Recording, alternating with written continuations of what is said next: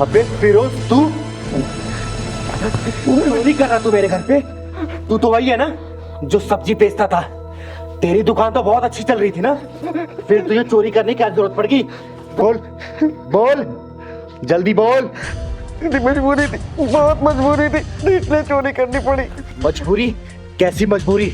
बोल। दीदी क्या बताओ, जब से एक किसान आंदोलन शुरू हुआ है तब से तो मैं बर्बाद ही हो गया हूँ। मैंने पता 50,000 के पद लिए थे, लेकिन किसान आंदोलन में जाम लगा, मेरे फल सारे वहीं सड़ गए।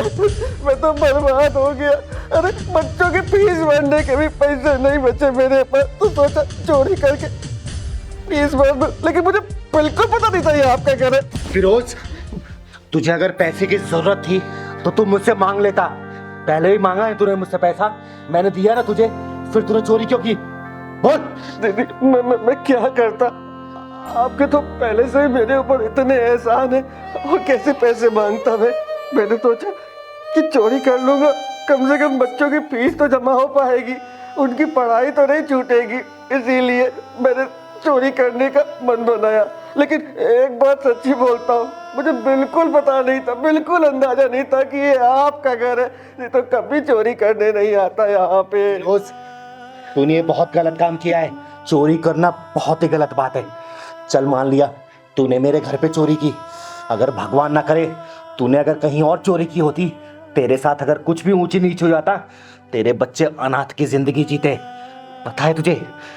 पता है कि नहीं? मुझे माफ कर दो दीदी, मुझे आपकी बात अच्छे से समझ में आ गई है।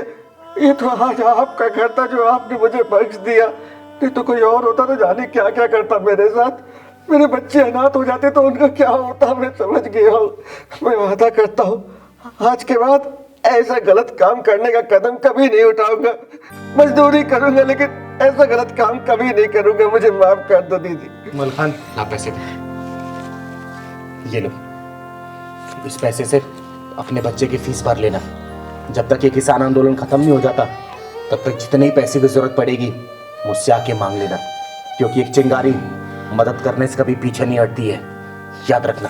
लेकिन हाँ, चोरी का ख्याल अगर दिमाग में अगर आया, याद रखना, इस बार छोड़ दिया, अगली बार काट दूंगी।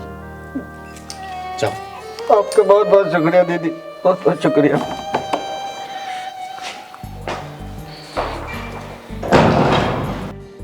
यार मलखान, कुछ भी समझ नहीं आ रहा। ये किसान आंदोलन की वजह से कितने लोगों को मुसीबतें झेलनी पड़ रही है। चले दीदी, तो काफी टाइम हो गया है। चल।